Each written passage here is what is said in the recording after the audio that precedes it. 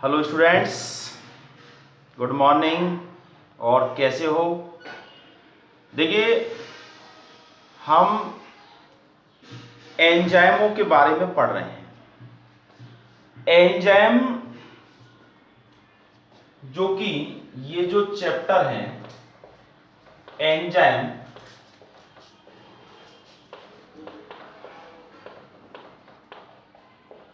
Enzymes ये plant physiology का chapter है, चैप्टर नंबर 9।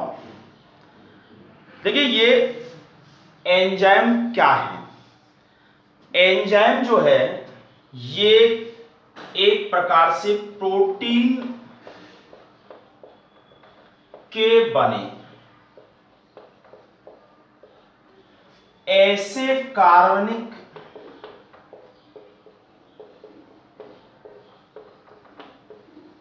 अणु होते हैं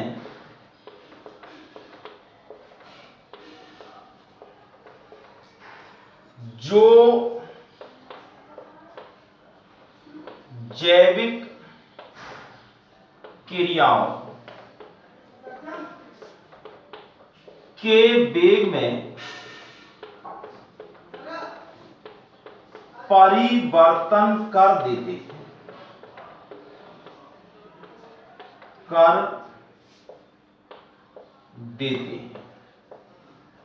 और स्वयं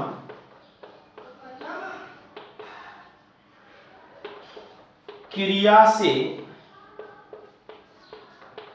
अप्रभावित रहते हैं।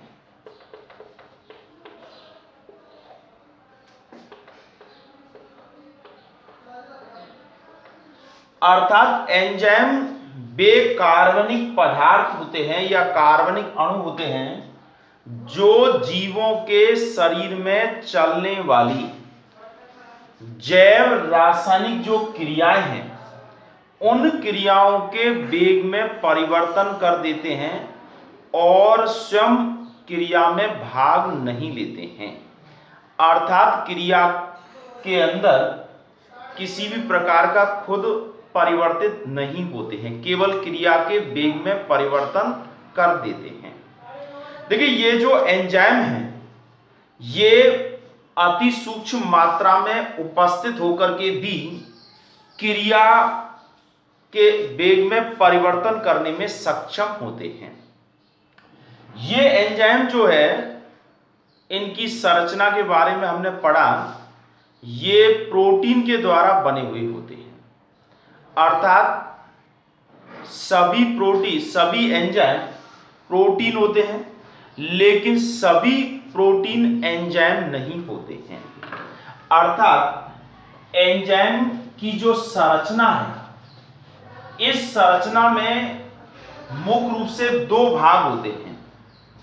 एक तो प्रोटीन वाला भाग होता है और दूसरा जो है वो अप्रोटीन वाला भाग होता है। यानी एंजाइम जो होते हैं इसमें मुख्य रूप से प्रोटीन की उपस्थिति होती है, इसीलिए सभी एंजाइम प्रोटीन है, लेकिन सभी प्रोटीन एंजाइम नहीं होते हैं। संरचना, देखिए एंजाइम की संरचना के बारे में बात करें तो इसको कह सकते हैं हॉलो एंजाइम। हॉलो एंजाइम, इसमें एक तो होता है प्रोटीन भाग और दूसरा होता है अप्रोटीन भाग। ये जो एंजाइम की संरचना होती है इस संरचना में प्रोटीन भाग जो होता है इसको एपो एंजाइम कहा जाता है। Apo enzyme. और प्रोटीन वाला जो भाग है उसे सहकारक कहते हैं, कोफैक्टर। तो ये दोनों भाग जो है मिलकर के एंजाइम की संरचना का निर्माण करते हैं। इस प्रोटीन वाले भाग में जो एप्रोटीन वाला भाग जुड़ा हुआ रहता है ये सहकारक कहलाता है, लेकिन इसकी जो प्रकृति है या यूं कहें कि ये एप्रोटीन वाला भाग जो है वो 3 प्रकार का हो सकता है। एक तो होता है प्रोस्थेटिक समूह। देखिए ये प्रोस्थेटिक समूह जो है कार्बनिक अणु होते हैं या कार्बनिक यौगिक होते हैं कह सकते हैं, और ये इस प्रोटीन वाले भाग से दृढ़ता के साथ जुड़े हुए रहते हैं, और अगर इसको अलग कर दें तो ये काम करना बंद कर देते हैं। तो ये प्रोस्थेटिक समूह जो होते हैं ये एंजाइम के साथ जुड़ना और जुड़ करके कंप्लीट एंजाइम का बनना आवश्यक होता है। दूसरा होता है सह एंजाइम। सह एंजाइम यानी को एंजाइम। ये एंजाइम जो होते हैं यानी ये सह एंजाइम ये भी कार्बनिक अणु होते हैं, लेकिन ये दृढ़ता के साथ जुड़े हुए नहीं होते हैं, यानी ये अलग हो सकते हैं। तीसरा जो है ये है सक्रिय कारक। देखिए सक्रिय कारक के रूप में धातु आयन होते हैं, और ये धातु आयन इस प्रोटीन वाले भाग के साथ जुड़ करके एंजाइम को पूर्ण बनाते हैं, अर्थात एंजाइम की सक्रियता को बढ़ा देते हैं। तो ये हमने एंजाइम की संरचना के बारे में जब पहले भी पढ़ा था उसी को एक बार मैंने रिपीट किया है। अब हम बात करेंगे एंजाइमों के अंदर उपस्थित विशेष गुणों के बारे में, यानी इनके अंदर क्या क्या विशेषताएं या लक्षण जो है वो पाए जाते हैं। अर्थात एंजाइमों के लक्षणों के बारे में अगर हम जानते हैं, इसका मतलब एंजाइम क्या है और किस तरह से ये कार्य करते हैं, इन सब चीजों के बारे में हम आसानी से समझ सकते हैं।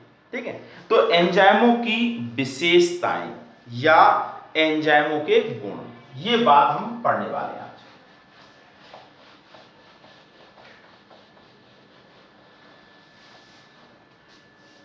ये चैप्टर बहुत अच्छा है। देखिए इसमें से हर साल परीक्षाओं में प्रश्न अवश्य रूप से पूछे जाते हैं, और ये एज ए केमिस्ट्री के अंतर्गत भी रखा जाता है। केमिस्ट्री में भी बायो मॉलिक्यूलर के नाम से जो चैप्टर है उसमें भी एंजाइम के बारे में बताया जाता है।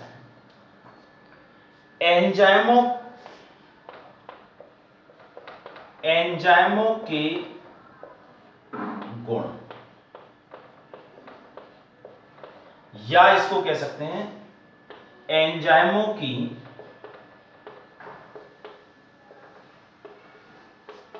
विशेषताएं।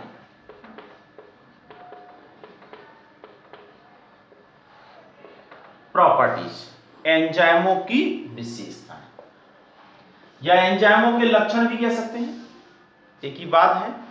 देखिए सबसे पहला लक्षण तो है कि प्रोटीन प्रकृति।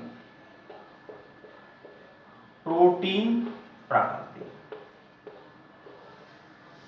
सभी एंजाइम प्रोटीन के द्वारा बने होते हैं, अर्थात इनकी जो प्रकृति है ये प्रोटीन के रूप में होती है। देखिए यहां अब बात के रूप में हम देख सकते हैं कि राइबोजाइम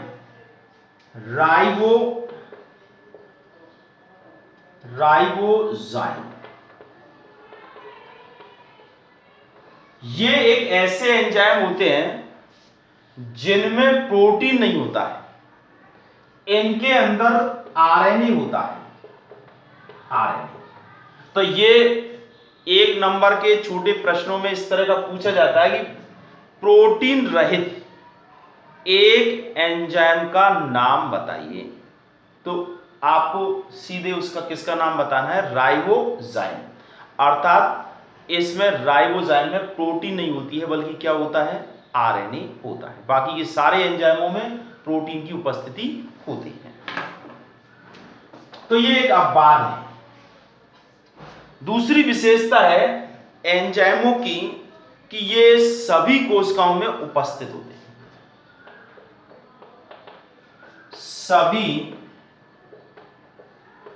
कोशिकाओं में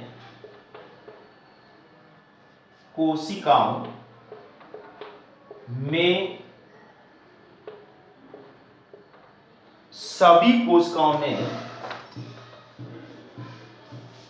उपस्थिति।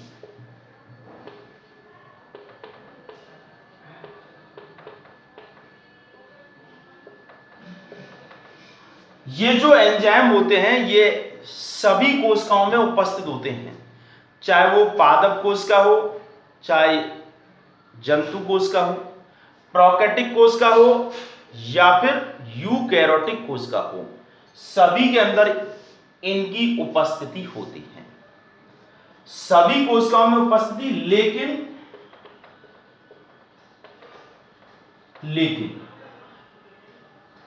इनका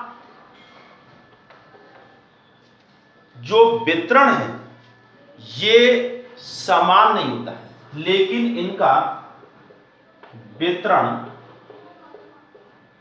समान नहीं,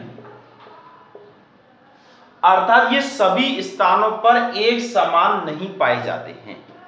कहीं पर इनकी उपस्थिति ज्यादा है और कहीं पर इनकी उपस्थिति कम है, लेकिन सभी कोशिकाओं में इनकी उपस्थिति होती है। तो देखिए, पहला इनका विशेष गुण है कि इनकी जो है प्रकृति प्रोटीन की होती है, प्रोटीन के द्वारा ये बने होते हैं। देखिए, ये बहुत एक आम कहावत हो गई है कि सभी एंजाइम प्रोटीन है, लेकिन सभी प्रोटीन एंजाइम नहीं है। ठीक है, इसका मतलब क्या हुआ, सभी एंजाइमों में प्रोटीन उपस्थित होता है, लेकिन जो भी प्रोटीन है वो सब एंजाइम के रूप में नहीं होते हैं। सभी कोशिकाओं में इनकी उपस्थिति होती है और इनका वितरण जो है वो सभी कोशिकाओं में यानी सब जगह एक समान नहीं होता है। ठीक है, तीसरी जो विशेष बात है इनकी जो है वो है विशेष गुण जैविक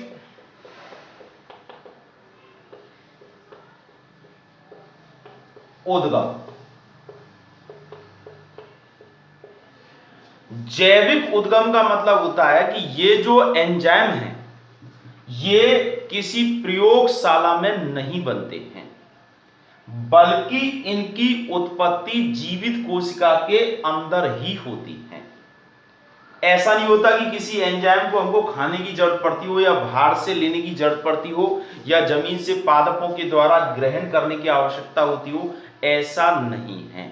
ये जीवित कोशिका के अंदर ही स्वतः ही उत्पन्न होते हैं, तो इसे हम कहेंगे जैविक उत्पत्ति। कॉलाइडी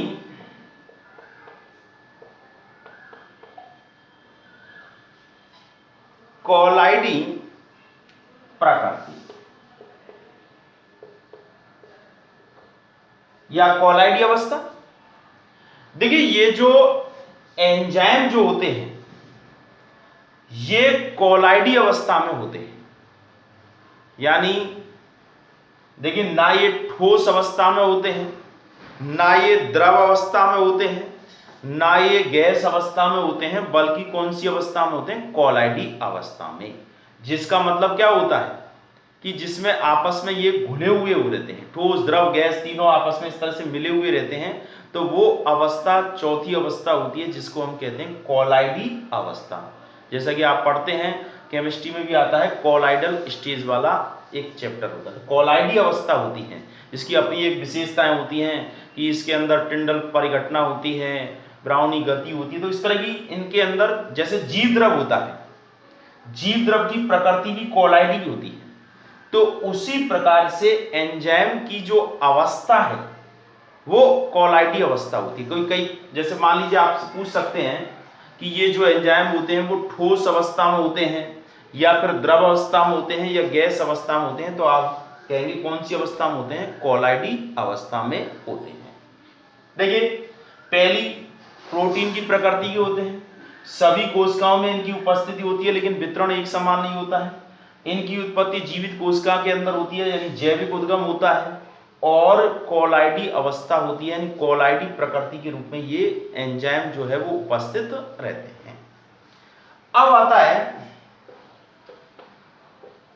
मात्रात्मक दक्षता, इफिशियंसी, क्वांटिटी। देखिए, मात्रात्मक दक्षता का मतलब होता है कि ये एंजाइम जो होते हैं इनकी अति सूक्ष्म मात्रा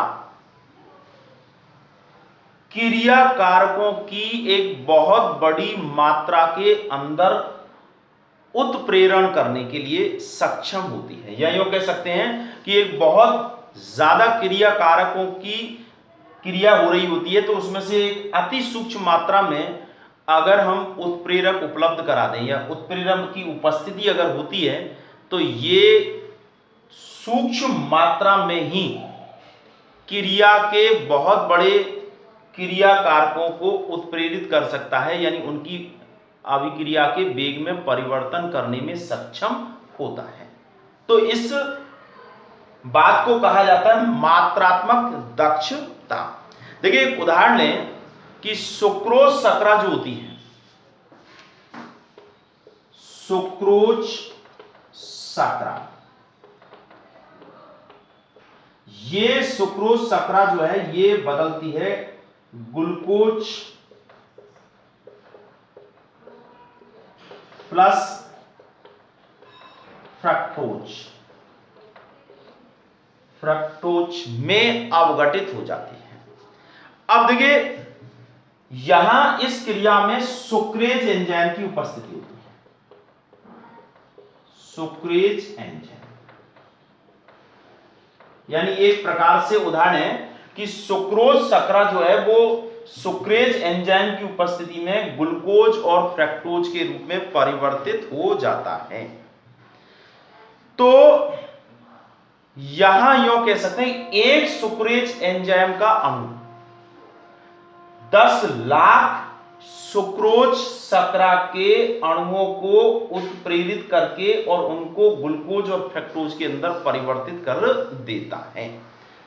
इसका अर्थ क्या हुआ कि एक सुक्रोज एंजाइम का अणु के द्वारा ही सुक्रोज शर्करा के लगभग 10 लाख अणुओं को उत्प्रेरित कर दिया जाता है, अर्थात इसकी बहुत सूक्ष्म मात्रा ही पर्याप्त होती है। तो इसको कहते हैं मात्रात्मक दक्षता। इसीलिए कह सकते हैं कोशिकाओं के अंदर बहुत ही कम मात्रा में या सूक्ष्म मात्रा में एंजाइम बनते हैं और ये क्रिया के वेग में परिवर्तन कर सकते हैं या कर देते हैं। इसके बाद आता है उत्प्रेरण। उत्प्रेरण, देखिए, ये काम उत्प्रेरण का करते हैं और खुद क्या है, उत्प्रेरक है। उत्प्रेरण का मतलब होता है किसी भी रासायनिक अभिक्रिया, और यहां जैव रासायनिक अभिक्रिया के वेग को परिवर्तित कर देना, यानी उस क्रिया की दर को बढ़ा देना, उत्प्रेरण कहलाता है। तो ये एंजाइम जो होते हैं ये जैव रासायनिक अभिक्रिया के वेग को परिवर्तित कर देते हैं, यानी क्रिया को उत्प्रेरित कर देते हैं, यानी उत्प्रेरण कर देते हैं, और खुद क्या कहलाते हैं, उत्प्रेरक। अर्थात उत्प्रेरक ही क्या है, एंजाइम है। देखिए, रसायन कार्बनिक रसायन विज्ञान में हम क्रिया के वेग को परिवर्तित करने वाले जो कारक होते हैं उनको उत्प्रेरक कहते हैं।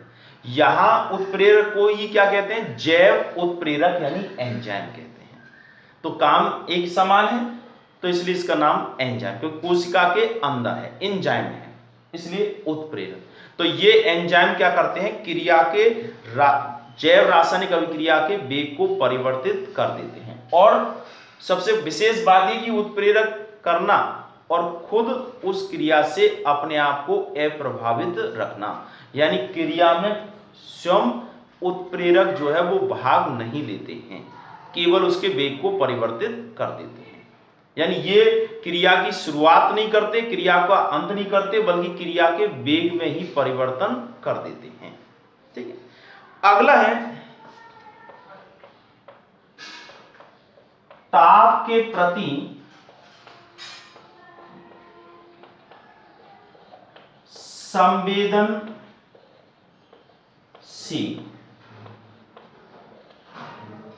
ताप के प्रति संवेदनशील। देखिए ये एंजाइम जो होते हैं ये प्रोटीन के द्वारा बने होते हैं, और प्रोटीन के द्वारा बने होते हैं तो ऐसी स्थिति में ये एंजाइम तापमान से प्रभावित होते हैं।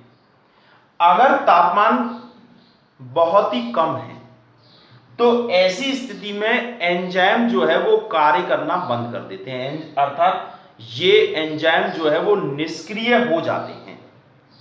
लेकिन अगर तापमान एक निश्चित सीमा से ज्यादा होता है तो ये एंजाइम उस ताप के कारण अवघटित हो जाते हैं, या कह सकते हैं विकृत हो जाते हैं। क्यों? क्योंकि एंजाइम में प्रोटीन उपस्थित होता है और प्रोटीन को बनाने के लिए विभिन्न प्रकार के एमिनो अम्ल उपस्थित होते हैं। तो तापमान अगर बढ़ता है या तापमान का मान बहुत ज्यादा होता है तो ऐसी स्थिति में ये एंजाइम जो है वो विकृत हो जाते हैं, यानी कार्य करना बंद कर देते हैं, या यूं कह सकते हैं एंजाइम जो है वो नष्ट हो जाते हैं। तो एंजाइम जो है ये तापमान के प्रति क्या होते हैं? संवेदनशील होते हैं, अर्थात तापमान जो है उसके आधार पर ये कार्य करते हैं। देखिए 0 डिग्री सेंटीग्रेड पर तापमान अगर है तो एंजाइम क्या होंगे? निष्क्रिय हो जाते हैं। और अगर एक प्रकार से 35 डिग्री सेंटीग्रेड से भी ज्यादा अगर तापमान है सामान्य कोशिका में तो एंजाइम निष्क्रिय होने लगते हैं। तो इनका अनुकूलतम जो तापमान है वो 20 से 30 डिग्री सेंटीग्रेड टेम्परेचर पर ये कार्य करते हैं। यही कारण है कि मान लीजिए हम फल और सब्जियों को ज्यादा समय तक अगर उनको खराब होने से, सड़ने से, या उनकी मेटाबॉलिज्म को रोकने के लिए अगर हम उन्हें कम तापमान पर रखते हैं, फ्रीज में रखते हैं, तो निश्चित रूप से एंजाइम कार्य नहीं करेंगे, एंजाइम निष्क्रिय अवस्था में होंगे, उपापचय की दर धीमी होगी और फल और सब्जियां ज्यादा समय तक सुरक्षित बनी रहती हैं। तो वो किसके कारण? तापमान के प्रति। तो ये तापमान के प्रति बहुत ज्यादा संवेदनशील होते हैं, ठीक है। इसी तरह से अगर बहुत ज्यादा तापमान अगर हो जाता है तो एंजाइम नष्ट हो जाते हैं और एंजाइम कार्य करना बंद कर देंगे तो क्रियाएं भी बहुत धीमी हो जाएंगी या क्रिया भी बंद हो जाती है। अब आता है अगला है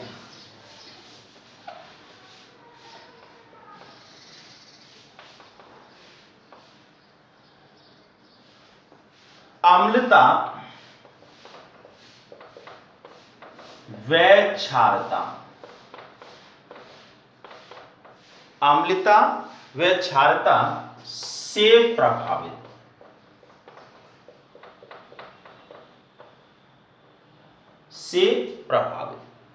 देखिए ये जो एंजाइम होते हैं ये एक निश्चित अम्लीय माध्यम अथवा एक निश्चित क्षारीय माध्यम पर ही कार्य करते हैं, और अगर अम्लता का मान या क्षारीयता का मान अगर बहुत ज्यादा कम या अधिक हो जाता है तो ऐसी स्थिति में एंजाइम कार्य करना बंद कर देते हैं। और अम्लता और क्षारीयता की पहचान होती है पीएच मान। तो ये जो एंजाइम होते हैं वो एक निश्चित पीएच पर ही कार्य करते हैं, ठीक है। तो अगर जैसे देखा होगा कि हमारे शरीर के अंदर पाचक एंजाइम जो आमाशय में होते हैं वो अम्लीय माध्यम पर कार्य करते हैं, और जो गृहिणी के अंदर जो पाचन की क्रिया होती है वो क्षारीय माध्यम पर कार्य करते हैं, जिसे पित्रस के माध्यम से क्षारीय बनाया जाता है, और आमाशय में एसीएल के माध्यम से अम्लीय बनाया जाता है, जिससे कि एंजाइम सही रूप से कार्य करते रहे। तो एंजाइम जो होते हैं वो पीएच मान से यानी अम्लता और क्षारीयता से प्रभावित हो जाते हैं। इसके बाद आता है बृहद आकार। देखिए ये जो एंजाइम है इनका आकार क्रिया कारक या क्रियाधार की तुलना में बड़ा होता है। क्यों? क्योंकि इन एंजाइमों के अंदर बहुत से सक्रिय स्थल होते हैं, और जितने ज्यादा सक्रिय स्थल होंगे उतने ही ज्यादा क्रिया कारकों से ये जुड़ करके क्रिया के वेग को परिवर्तित कर देते हैं। तो अगर हम तुलनात्मक रूप से देखें तो क्रिया कारकों की तुलना में एंजाइम अणु जो होते हैं वो बृहद आकार के यानी बड़े आकार के होते हैं, और इनके अंदर जितना बड़ा आकार होगा उतना ही स्थल होंगे, क्रिया स्थल, और उतने ही ज्यादा इसमें क्रिया कारक अणु इनसे संयुक्त होकर के क्रिया के वेग में परिवर्तन करने में सक्षम होंगे, यानी इनकी मात्रात्मक दक्षता उतनी ही ज्यादा होगी जितना ये बृहद अणु आकार में होंगे। इसके बाद आता है, देखिए ये एंजाइम जो होते हैं, ये एक होता है एंजाइम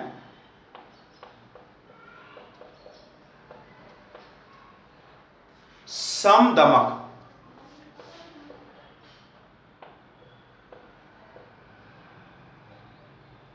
या एक प्रकार से निरोधक कह सकते हैं।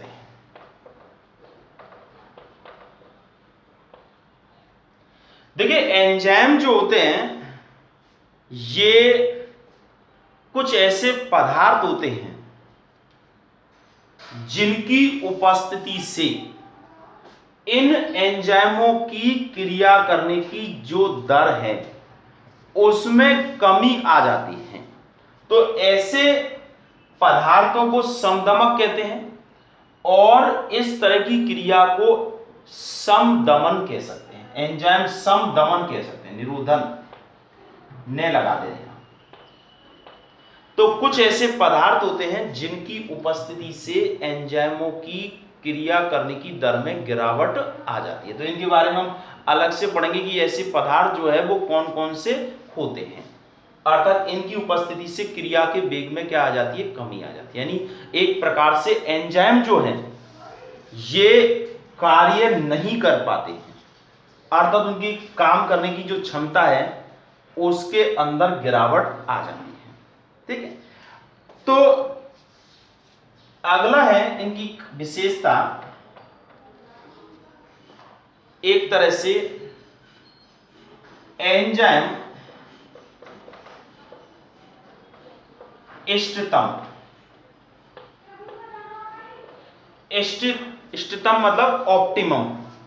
देखिए ये एंजाइम जो होते हैं वो तापमान से प्रभावित होते हैं, अम्लता और क्षारीयता से भी प्रभावित होते हैं, इसके अलावा निरोधकों का भी इन पर प्रभाव पड़ता है। लेकिन प्रत्येक जो एंजाइम है उस एंजाइम का एक अनुकूलतम वातावरण होता है, यानी एक ऐसी अवस्था होती है जब एंजाइम सबसे ज्यादा अच्छी तरह से क्रिया कर पाता है। तो ऐसी स्थिति में उनका वो कहलाएगा इष्टतम, यानी कह सकते हैं ऑप्टिमम। उस तापमान पर, उस पीएच मान पर, उस परिस्थिति पर अगर क्रिया कराई जाएगी तो ये एंजाइम जो है वो ज्यादा अच्छे तरीके से कार्य करेगा, अर्थात क्रिया को बहुत ही अधिक तेजी से उत्प्रेरित करता है। तो ये कहलाता है एंजाइम इष्टतम, अर्थात एक प्रकार से एंजाइम के लिए सब कुछ अनुकूलतम होता है। अगला है एंजाइम विशिष्टता। एंजाइम विशिष्टता का मतलब होता है कि एंजाइम जो होते हैं वो विशिष्ट होते हैं। ऐसा नहीं होता कि कोई भी एंजाइम किसी भी क्रियाधार या किसी भी प्रकार की क्रिया को उत्प्रेरित करने में सक्षम हो, ऐसा नहीं है। एक निश्चित एंजाइम एक निश्चित क्रिया को या निश्चित क्रियाधार की क्रिया को ही उत्प्रेरित कर सकता है। जिस तरह से हम कह सकते हैं कि ताला और चाबी, ताले बहुत सारे होते हैं, चाबी बहुत सारी होती हैं, लेकिन जिस ताले की जो चाबी है वही उस ताले को खोल सकती है। तो उसी प्रकार से जीवों के शरीर में बहुत सारी जैव रासायनिक क्रियाएं चलती हैं, लेकिन जिस जैव रासायनिक अभिक्रिया के लिए जो एंजाइम अनिवार्य है वही एंजाइम उस क्रिया के वेग को परिवर्तित कर सकता है, कोई दूसरा एंजाइम उसको नहीं कर सकता है। अब देखिए इसको कहते हैं एंजाइम विशिष्टता, स्पेसिफिक। अब ये एंजाइम विशिष्टता जो होती है वो कई प्रकार की होती है। एक तो होती है निरपेक्ष विशिष्टता।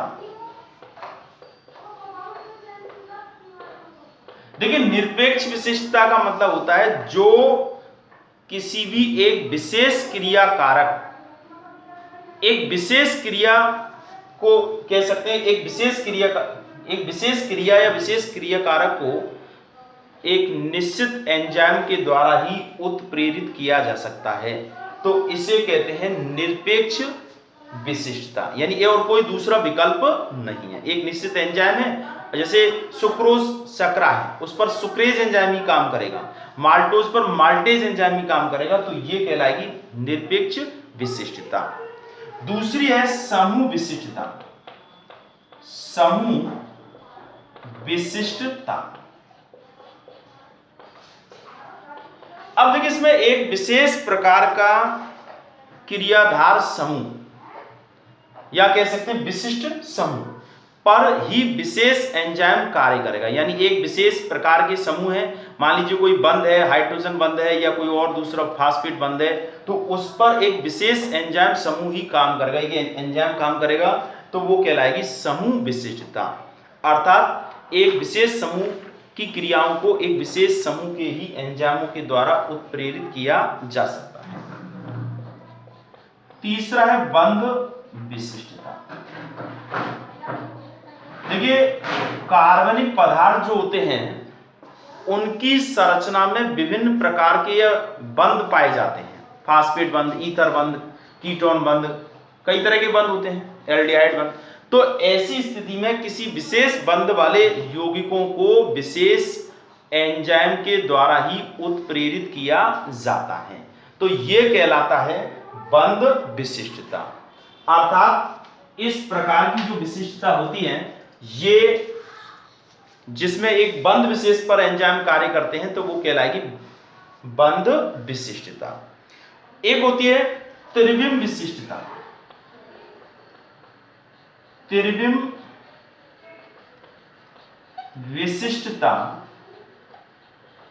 देखिए कार्बनिक पदार्थ जो होते हैं उसमें त्रिविम संरचना होती है, डी संरचना, एल संरचना। तो ऐसी स्थिति में एक विशेष त्रिविमीय संरचना रखने वाले यौगिकों पर एक विशेष एंजाइम ही कार्य करता है। यानी यहां देखिए निरपेक्ष में तो एक क्रिया कारक पर एक ही एंजाइम काम करेगा, एक समूह के पर एक विशेष एंजाइम कार्य कर सकते हैं, उस समूह जैसे सभी है। यहाँ एक तरह के बंध वाले यौगिक जो होते हैं उस पर काम कर सकते हैं, और यहाँ एक ही त्रिविम संरचना जो होती है उस पर या उस त्रिविमीय संरचना से जुड़े हुए जो हैं वो एंजाइम कार्य कर सकते हैं। तो ये एंजाइमों में क्या पाई जाती है, विशिष्टता पाई जाती है। ठीक है, तो ये सारी जो विशेषता हैं, ये विशेषताएं किसकी हैं, एंजाइमों की विशेषताएं हैं। अर्थात एंजाइमों के अंदर पाए जाने वाले विशेष गुण होते हैं। ठीक है, एक बार फिर सुन लीजिए, एंजाइम प्रोटीन प्रकृति के होते हैं, ये बात स्पष्ट हो चुकी है। सभी एंजाइम प्रोटीन है, लेकिन सभी प्रोटीन एंजाइम नहीं। दूसरी बात कि ये जो सभी कोशिकाएं होती हैं उनके अंदर एंजाइम उपस्थित होते हैं, चाहे वो जीवाणु कोश का हो, पादप कोश का हो, प्राणी कोश का हो। और ये एंजाइम ऐसा भी नहीं है कि सब जगह एक जैसे हों, कुछ एंजाइम केंद्रक में पाए जाते हैं, कुछ एंजाइम माइटोकॉन्ड्रिया में, कुछ हरित लवक में, यानी अलग अलग स्थानों पर ये पाए जाते हैं। तो इनका वितरण जो है वो एक समान नहीं होता है। ये एंजाइम जीवित कोशिका के अंदर स्वतः ही बनते हैं, यानी इनकी उत्पत्ति जो होती है वो जीवित कोशिका के अंदर ही होती है। ऐसा नहीं है कि बाहर वातावरण में ये एंजाइम बन सकते हो या बाहर से इनको ग्रहण किया जाता हो, ऐसा नहीं है। ये एंजाइम जो होते हैं इनकी जो अवस्था होती है ये कोलाइडी अवस्था होती है, ना इसमें ठोस होते हैं, ना द्रव होते हैं, ना गैस होते हैं, बल्कि किस अवस्था में होते हैं, कोलाइडी अवस्था में।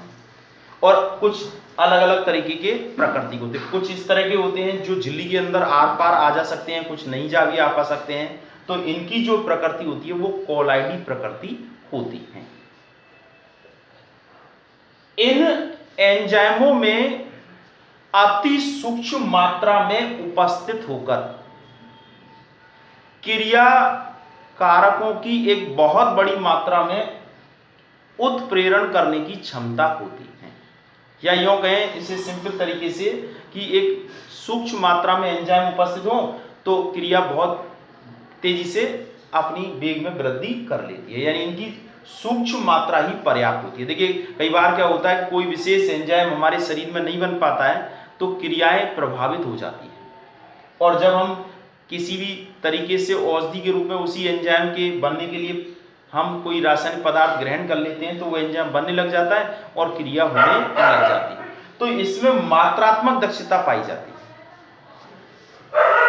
ये उत्प्रेरण ये क्रिया के वेग को परिवर्तित कर देते हैं, लेकिन स्वयं क्रिया से अपरिवर्तित रहते हैं। ऐसा नहीं कि स्वयं में कोई परिवर्तन हो जाता हो, स्वयं तो वैसे वैसे बने रहते हैं, केवल क्रिया के वेग में बदलाव कर देते हैं, ठीक है, और क्रिया के वेग को बढ़ा देते हैं, जिससे कि जो क्रिया पहले नहीं हो पा रही थी वो क्रिया आसानी से हो जाती है। जैसे एक उदाहरण है कि कार्बन डाइऑक्साइड और जल आपस में क्रिया करके कार्बोक्सिलिक अम्ल बनाते हैं। तो अगर एंजाइम की कार्बोक्सिलेज एंजाइम की उपस्थिति होती है तो ये क्रिया बहुत आसानी से होती है, बहुत जल्दी जल्दी होती है, और अगर नहीं होता है एंजाइम तो ये क्रिया बहुत धीमी गति से होती है। तापमान के प्रति संवेदनशील ये एंजाइम जो होते हैं तापमान से बहुत ज्यादा प्रभावित होते हैं, यानी 0 डिग्री सेंटीग्रेड से कम तापमान पर ये निष्क्रिय हो जाते हैं, और उच्च तापमान 35 के बाद, देखिए अलग अलग पादपों में, प्राणियों में इन तापमान के प्रति सहनशीलता की जो क्षमता है ये अलग अलग होती है, लेकिन सामान्य रूप से देखें तो जीवों के अंदर 20 से 30 डिग्री सेंटीग्रेड जो टेम्परेचर है वो इनके लिए अनुकूलतम होता है। इसी कारण से जो ज्यादातर जीवों के अंदर जो जैविक क्रियाएं होती हैं वो इसी तापमान के मध्य में अधिक होती हैं। लेकिन ऐसा नहीं है कि कुछ ऐसे पादप भी हैं जहाँ बहुत ज्यादा तापमान को सहन करने की क्षमता भी रखते हैं, तो वहां उच्च तापमान पर भी रहते हैं, लेकिन ज्यादातर जो है पर ये तापमान के प्रति संवेदनशील होते हैं, ठीक है। अगर कोई एंजाइम या कह सकते हैं तापमान बहुत ज्यादा है तो ऐसी स्थिति में एंजाइम विकृत हो जाते हैं, नष्ट हो जाते हैं। क्यों? क्योंकि एंजाइम प्रोटीनों में विभक्त या विघटित हो जाता है। एंजाइम जो है वो प्रोटीन और प्रोटीन एमिनो अम्ल में विभक्त हो जाता है। ये एंजाइम जो होते हैं वो अम्लता और क्षारीयता से भी प्रभावित होते हैं, यानी पीएच मान से प्रभावित होते हैं। प्रत्येक एंजाइम एक निश्चित पीएच पर ही काम करता है, और ये 5 से लेकर के 7 पीएच मान, 7 या 7.5 पीएच मान पर अधिकतर एंजाइम काम करते हैं। कुछ ऐसे होते हैं जो 7 से नीचे करते हैं, यानी अम्लीय माध्यम पर कार्य करते हैं, कुछ 7 से ज्यादा पर कार्य करते हैं। कई बार क्या होता है कि जैविक क्रिया के अंदर पीएच मान में जो है वो परिवर्तन हो जाता है, तो क्रिया की दर भी परिवर्तित हो जाती है। जैसा कि हम बता चुके हैं कि हमारे पाचन तंत्र में अलग अलग एंजाइम अलग अलग पीएच मान पर कार्य करता है। इसके अलावा एंजाइम अणु जो होते हैं ये क्रियाधार अणुओं की तुलना में बड़े आकार के होते हैं, बृहद आकार के होते हैं, और जितना ज्यादा बड़े आकार का एंजाइम अणु होगा उससे उतने ही ज्यादा क्रियाकारक अणु, यानी जिनको उत्प्रेरण किया जाता है वो उससे उतने ही ज्यादा जुड़ेंगे, और जुड़ेंगे तो क्रिया की दर में भी तेजी से परिवर्तन होगा, अर्थात उसकी मात्रात्मक दक्षता का मान उतना ही ज्यादा बढ़ेगा। तो ये बृहद अणु होते हैं। इसी ताला चाबी सिद्धांत में हम बताएंगे किस तरह से ये ताले के रूप में उपस्थित हो सकते हैं। एक होते हैं एंजाइम समदमन। देखिए कुछ ऐसे पदार्थ होते हैं जो एंजाइमों से जुड़ जाते हैं, और इनके जुड़ने से एंजाइम की कार्य करने की क्षमता में कमी आ जाती है। तो ऐसे पदार्थों को, ये भी 3 तरह से होते हैं, प्रतिस्पर्धी, अप्रतिस्पर्धी, एक प्रकार से निरावेशित। तो ये भी क्या करते हैं कि एंजाइमों की क्रियाशीलता को कम कर देते हैं, यानी समदमन कर देते हैं, उसको निरोधन कर देते हैं। जैसे कई बार क्रिया हो रही है और उसमें जो साइनाइड है, साइनाइड क्या होता है? निरोधक का कार्य करता है। तो जैविक क्रियाएं जहां जैसे श्वसन एंजाइम की क्रियाओं को एकदम रोक दिया जाता है, इसीलिए साइनाइड की उपस्थिति से कोशिकाओं की जैविक क्रियाएं बंद हो जाती है। एंजाइम इष्टतम, ऑप्टिमम, देखिए हर एंजाइम का, कई तरह के एंजाइम हैं, तो प्रत्येक एंजाइम का एक अनुकूलतम तापमान, अनुकूलतम परिस्थितियां होती हैं, कह सकते हैं कि उसका एक ऐसा समय, एक ऐसी परिस्थितियां हैं जहां वो ज्यादा काम करता है। तो जब हम कोई क्रिया कराते हैं या कोई क्रिया हो रही है तो उसके लिए अनुकूलतम अगर परिस्थितियां मिलती हैं तो वो तेजी से क्रिया करता है। देखा होगा आपने कि पादपों में एक विशेष समय आता है, एक विशेष ऋतु या विशेष परिस्थितियों के दौरान उसमें तेजी से वृद्धि होती है, पुष्पों के आने की क्रिया होती है, फलों के विकसित होने की, तो वो अपने आप होने लग जाती है। क्यों? क्योंकि वो परिस्थितियां उसके अंदर कोशिकाओं में एंजाइमों की क्रियाशीलता को बढ़ा देती है, अर्थात वो उसके लिए अनुकूलतम होता है। एंजाइम विशिष्ट होते हैं। देखिए ये तो एक विशेष बात है, एंजाइमों की विशिष्टता होती है।